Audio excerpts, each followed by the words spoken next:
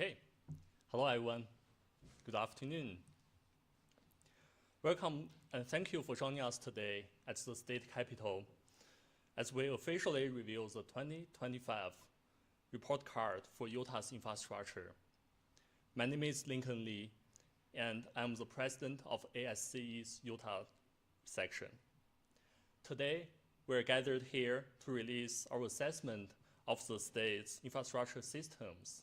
But before we dive into the themes, key findings, and opening up for questions, allow me to provide a quick introduction about the ASCE Utah section. The Utah section is a local chapter of the American Society of Civil Engineers, which is the oldest and largest civil engineering society in the nation, which was founded in New York City in 1852 and currently has more than 160,000 members worldwide. Established in 1916, the Utah section of ASCE represents more than 1,600 members throughout Utah. The section is headquartered in Salt Lake City and comprises 4 branches around the state, a group for engineers under the age of 35, and student chapters at 6 of the state's universities. ASCE works to raise awareness and the need to maintain and modernize the nation's infrastructure using sustainable and resilient practices. We advocate for increasing and optimizing the investment in infrastructure and work to improve engineering knowledge. For those of you who are new to the ASCE report card, we issue comprehensive assessment on the nation's infrastructure once every 4 years, which is the same schedule on the national report card for America's infrastructure follows. Today, as we release our state-focused report, I will note that the national 2025 report card for America's infrastructure was released on March 25th of this year. And this report is consistently the most highly cited infrastructure report in the country.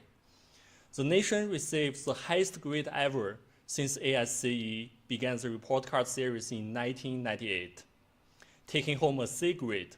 While we know we can do better, positive steps have been taken in recent years, particularly through record levels of federal investments in our built environment. However, Utah has its own unique characteristics, trends, and challenges. So it is important to have a localized report that speaks to our state's needs and future outlook to pair with a national assessment.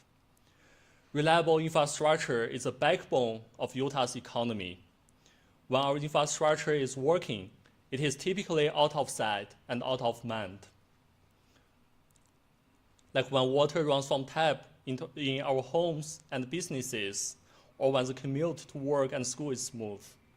But as we have seen in the past few years, infrastructure failures have major consequences to public health, safety, and welfare, jeopardizing economic growth, and we need to do everything possible to prevent future disruptions.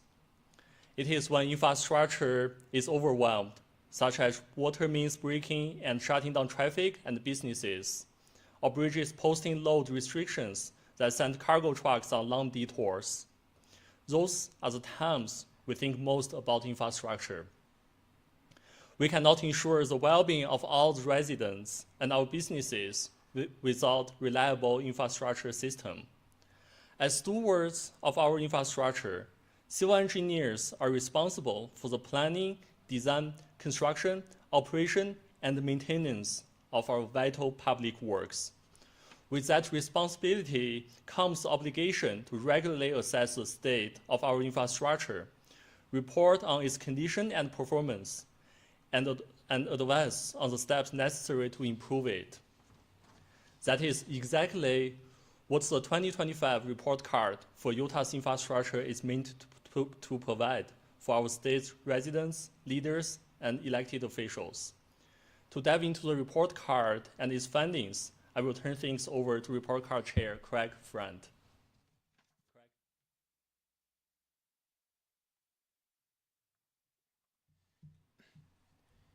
Thank you, Ling Kuhn, and thank you everyone who's joined us today here in person or online. Today's findings from the 2025 report card includes grades for each category of infrastructure we assessed, a cumulative grade for the state, and key findings within each of the chapters. This report is a snapshot of infrastructure conditions and serves as a tool to start a conversation about where we are and what can be done to improve infrastructure here in Utah. I want to emphasize that this report is a reflection on the systems we have in place and their current and expected ability to withstand external stressors, such as our growing population, which is putting additional strain on structures, increasingly frequent severe weather, and shifting traffic patterns, which are factors we are seeing impact every state in the nation. These grades are not a reflection of the people who work hard every day to operate and maintain those systems and have done incredible work with the resources made available to them. We hope that this information provides additional insight and sparks important discussions about the need to prioritize the systems Utahns rely on every day. With that background covered, let's dive into the report card findings and recommendations. The infrastructure report card uses a simple A to F school grade format, and it provides a comprehensive assessment of current infrastructure conditions and needs. The 2025 report card covers 12 categories, and these 12 categories include aviation, bridges, canals, dams, drinking water, hazardous waste, levees, roads, solid waste, stormwater, transit, and wastewater. So each category is assessed by a team of civil engineers who assign the grades according to the following 8 criteria. They're capacity, condition, funding, future need, operation and maintenance, public safety, resilience, and innovation. So the overall grade for the 2025 report card for Utah's infrastructure is a C+. A C+ means our infrastructure is meeting the needs of Utahns, but there is still room for improvement. This is the same grade we received in the 2020 Utah Infrastructure Report Card and a one-notch upgrade over the C grade of ASCE's recently released 2025 Report Card for America's Infrastructure. In fact, only 2 other states, Wisconsin and Georgia, have a C+ grade, which is the highest cumulative score any report card is given. This is a sign that we're doing things well here in Utah. 1 grade improved since our 2020 report card, which was the aviation grade, while 3 categories went down. Those categories are bridges, stormwater, and transit. However, it is worth noting that each of these 3 categories that saw decreases still rank significantly higher than the national category grades. Consistent themes seen throughout the report involve population growth, increasingly severe and frequent environmental threats, and water supply concerns. Each of these factors are having major impacts on our aging infrastructure, which has faced funding gaps over the last few decades. As Utah's population grows and is forecast to double by the year 2060, existing infrastructure systems are being pushed to their limits, facing mounting challenges to support business and population growth. While we have some of the best infrastructure grades in the nation, systems remain stressed from growth, and expanding or improving assets must remain a top priority. Like many Western states, Utah is facing unprecedented challenges to its water supply. Drought and flood events test infrastructure systems and threaten public safety, health, and welfare. Because of concerns about the water supply's reliability, agencies have prioritized water management and reducing water usage. Our report demonstrates that Utah's infrastructure systems are vulnerable to threats both natural and man-made, which means resilience is crucial. Threats like earthquakes, extreme hot and cold temperatures, heavy precipitation, and drought regularly test systems. Additionally, Utah's mountainous terrain makes accessing many of these assets difficult, emphasizing the need for reliable and resilient infrastructure. With those overarching themes covered, we'll mention a few of the specific chapter findings and grades pertinent to Utahns. So the aviation grade was the only category to improve since our 2020 report. Aviation is now a C+, largely thanks to major expansions at Salt Lake City International Airport to more than double passenger capacity when the expansions are complete in the next 2 years. All 8 of Utah's commercial airports have pavement conditions that are above minimum required standards as well.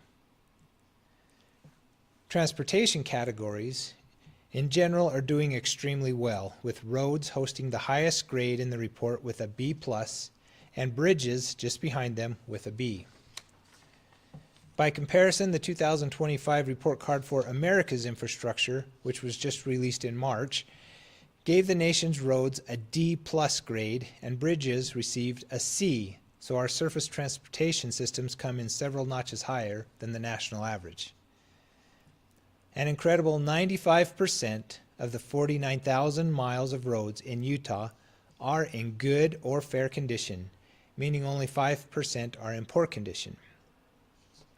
Funding and intensive planning are largely to thank for this. UDOT has developed a transportation asset management plan which considers medium and long-range planning, risk management, and dynamic data collection to stay ahead of future needs. And in 2023, Utah approved the largest transportation program in state history, which is valued at $14.3 billion over 6 years. While the bridges grade did go down from a B+ to a B grade is still excellent, showing that significant investments are helping to maintain higher than average condition ratings. However, the grade dropped because in 2020, 38% of bridges were in good condition, which fell to 22% in 2024, a notable and unfortunate drop. Additionally, bridges listed in fair condition rose from 60% of the inventory in 2020 to 75% in 2024. And the number of bridges in poor conditions rose from 2% in 2020 to 2.9% in 2024. These conditions are still well ahead of national averages, but they demonstrate a negative trend based on the data we have available to us. The rising cost of construction is reducing the spending power of Utah's forward-thinking investments and help receive from the Federal Infrastructure Investment and Jobs Act. So transit, the next one, received a B-, which is leaps and bounds ahead of the national transit grade of D, the lowest national category grade there is, but lower than the B+ we assigned in 2020. So Utah has 8 transit agencies which provide transit access to 95% of the state's population. That's as strong a percentage of a state's population with transit access that you'll find in the country. Ridership continues to rebound from the COVID-19 pandemic shutdowns as well. Part of the reason for the following grade in the number of service disruptions increasing since our last report. UTA's frontrunner service has gone from 63 disruptions in 2021 to 136 in 2023. Overall, more investment and focus on resilience will help the transportation categories, but they're in great shape compared to the rest of the nation. Water categories are not doing poorly, but are not performing as well as the transportation categories generally. Our drinking water category received a B-, another great grade due to the efforts water conservation districts have made in implementing water conservation plans as droughts threaten the state's water supply. Additionally, Utah has spent $850 million on 1,500 projects to improve water infrastructure through the Utah Water Resources Development Revolving Fund. The challenge with our water infrastructure, and this is the case almost everywhere, is that our pipelines are quite old. Most is older than 50 years, which is either at or exceeding its design life. The EPA estimates our water infrastructure Our water infrastructure needs will exceed $38 billion between now and the year 2060 to account for replacing aging assets, safeguarding them from seismic events or other environmental hazards, and expanding to meet the needs of a growing population. So wastewater systems, which maintained their C grade, are also operating well below capacity, but must expand significantly to meet anticipated demands over the next 40 years. Levees and canals receive the two lowest grades, with levees receiving a D- and canals receiving a D+. The main reason behind each category's poor grades are very old assets. The majority of levees are more than 60 years old, and most canals were built in the 1800s for irrigation purposes. And secondly, a lack of data.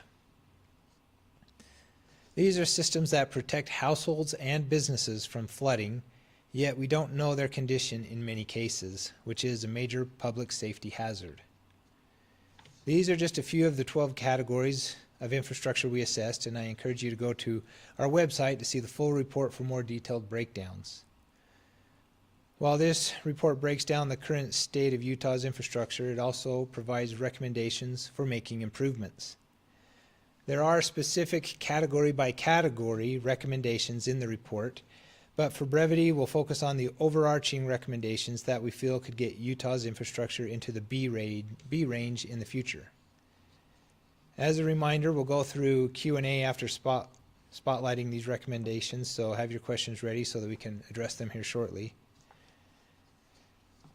In addition to state and local investments, the federal infrastructure law was a major boon for Utah, with many infrastructure projects funded by the law already announced. However, there is still work to be done, and we need full buy-in from federal and state government in addition to the private sector if we are to meet the collective infrastructure needs. If we're ready to improve upon what we've already accomplished, ASCE has some suggestions to start raising the grades. So first, we need to plan for our growing future. As Utah's population grows, the state must conduct regular, comprehensive analysis of its future infrastructure needs. The state must provide consistent, reliable funding to support improvements, maintenance, resiliency, and risk reduction. Secondly, we must prioritize bridge funding before needs exceed manageable levels.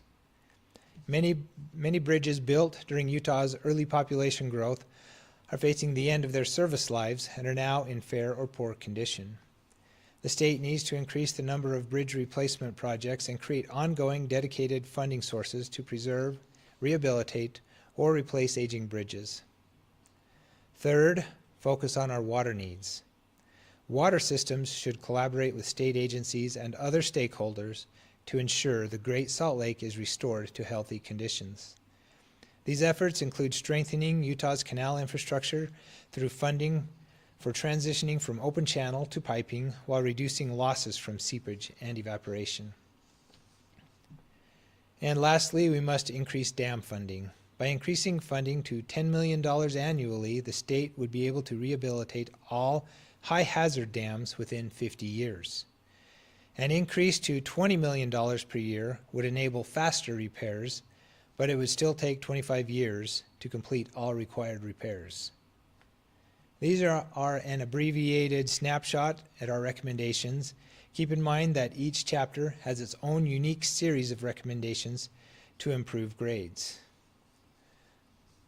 So with that, I'd like to open the floor for any questions you may have.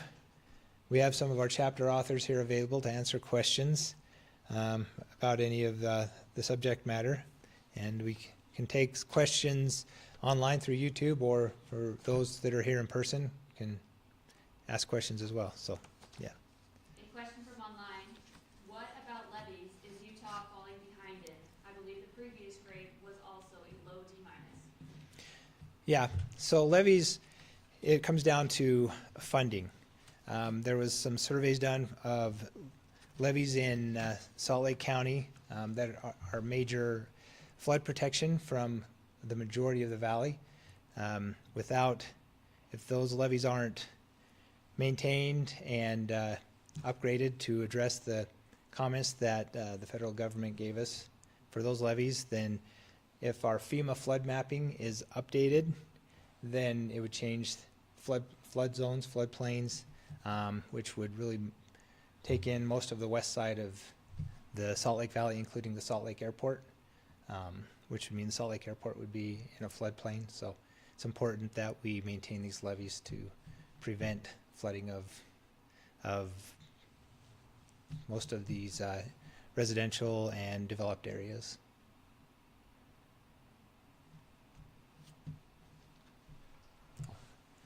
Come back here. Yeah.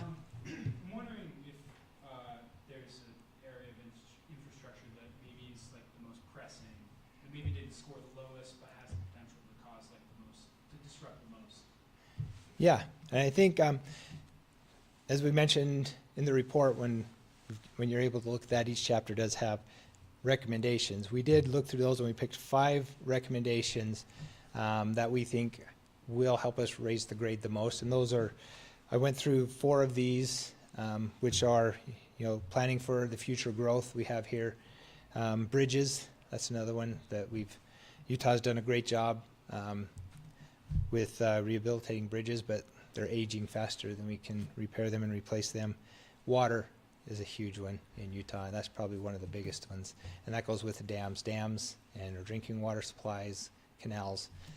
Those are probably the most. And then one I didn't go over, but it's on the brochure that you've noticed is transit and multimodal transportation, providing that for all of Utahns, so the transportation is available to all. If someone was interested or concerned about infrastructure, what's the one thing they could do to be better engaged and make a difference in response to the report card? Reach out to our elected officials. Those in the state legislature, our local city leaders, county leaders. Reach out to them. Express your interest and concern for our infrastructure. They listen to us. We are their constituents. They represent our state, and so they need to hear from us. They need to hear from, as civil engineers, we're doing our part. We feel we are stewards of Utah's infrastructure, and so we are trying to do our part by helping the population, our family, friends, neighbors, fellow Utahns, and our elected officials understand the need for quality infrastructure, which has a direct impact on the quality of life. Yeah. Last year, the Pangbush Lake Dam nearly failed. They had to almost evacuate some of the neighborhoods below it. I'm wondering, in this analysis, did you notice any other dams that were, nearing that level of safety? See, our dams chapter author isn't here, but there are. I'm not sure which other ones are at the top of that list, but in the report we do have more write-up on that you can find an answer to that, and it does have references to where that data can be found. So I don't know if any of our committee members here have anything that they could add to that on dams. There are several high-hazard dams that are located in urban areas, and the state has a structured, prioritized funding of how they're going to approach it there. And so they basically look at what is the biggest bang for the buck with the dams that are being replaced. And so it is prioritized and structured. If you look at that list, the information available online, you can see the dams that are most critical. But there are a number of dams that are in high-hazard areas that are in need of repair. Could you explain what a high hazard dam is? High-hazard dam is a dam of a certain size in close proximity to residential or commercial property. Thank you, Ryan. So there could be a dam that's closer to failure, but maybe a more rural area that wouldn't impact as many people directly. That's right, the Division of Water Rights does a great job of looking into that and prioritizing with criteria to evaluate which ones are more critical in terms of repair.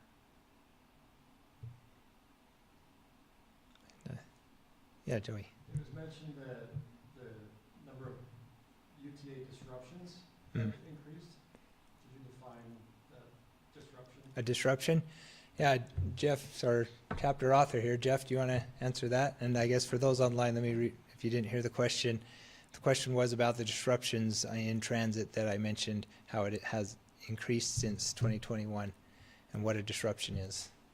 I'm trying to remember the exact definition. That came from an audit that the state legislature did of UTA recently. But I think it's any delay of over a certain amount of time, I believe. I'd have to look up the exact definition. But if you have more questions about that, I think it was like the 2022 legislature audit of UTA. Thank you. All right. If there are no other questions, I'll turn the time back over to our Utah Section President, Lin Kuhn.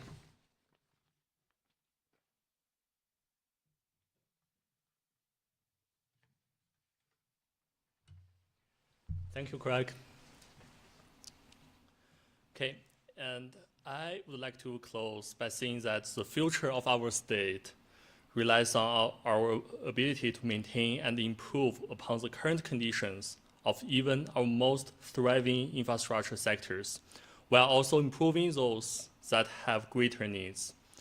Our infrastructure drives economic growth, creates jobs, improves public health, and protects us from extreme weather or seismic events.